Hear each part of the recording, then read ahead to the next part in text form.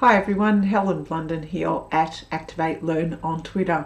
It is time for another book review, and this time round I have this lovely little book called The Life of Hunger by a Belgian author, Amelie Nothomb.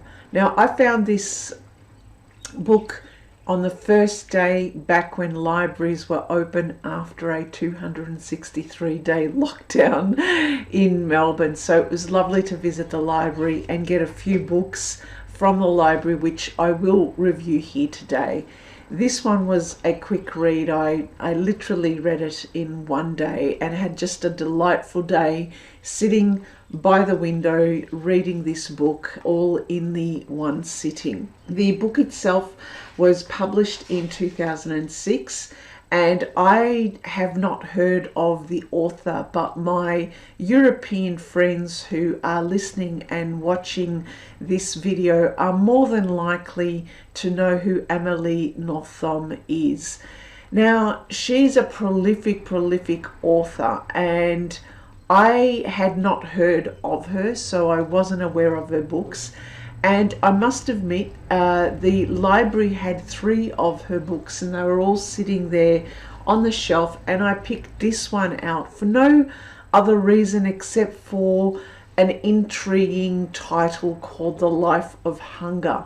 And she writes in this book, it's really a memoir of her time growing up as a diplomat's daughter and all the, I guess, adventures, I wouldn't call them adventures, but I guess situations that she had through her childhood years leading up to the age of 21 in different countries.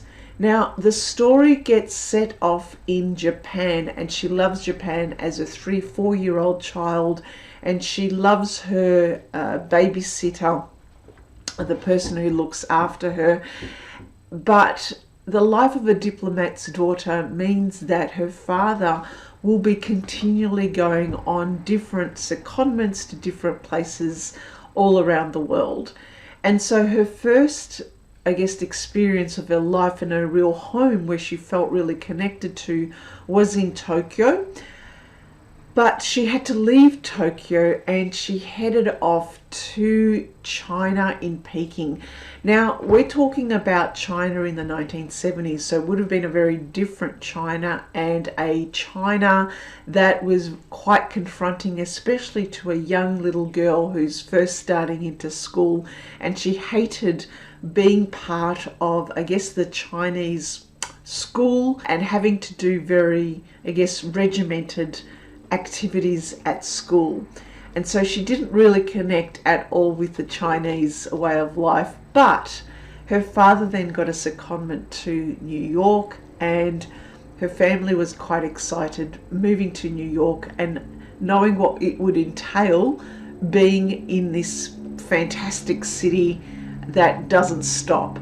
And when I read her components, I guess her writing about New York, I felt as if we were reading about some older woman going off enjoying, life in nighttime New York, smoking, drinking, and so forth. So she weaves in a bit of some whimsical imaginations, I guess, because I don't think a young girl obviously would be going out. I don't know, maybe I could be wrong. She loved New York, and this was where she really loved it with her sister and shared the experience with her sister.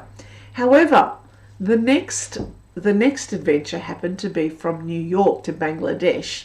Now, Bangladesh, to 2 young girls, her sister and herself, was quite a difference.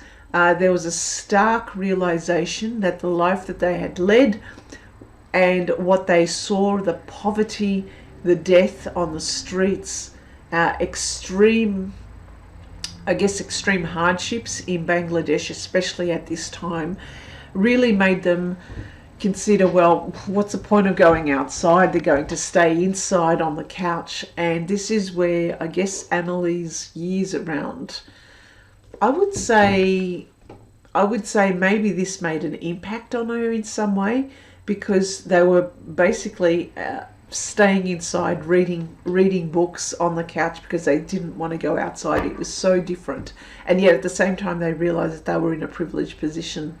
From Bangladesh they traveled to Burma, to Laos, and to Brussels. But at one stage, when she's 21, she decides to go back to Japan to meet up with the babysitter that she had, the housekeeper that she had, and it was lovely for her to meet up with her.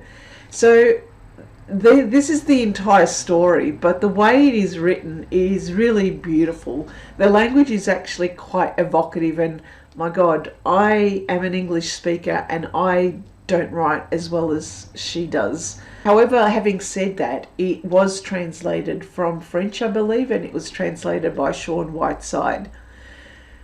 There's a whole heap of different other things that happened to her through her various, stays at different countries. But it really got me reflecting about my childhood. The themes in this book that come out strongly are those of identity, those of nationality, and really those of trying to fit and understand where you fit in. Also love. I get the feeling that her father, she was very similar to her father, and yet there was some, missing connection with her mum.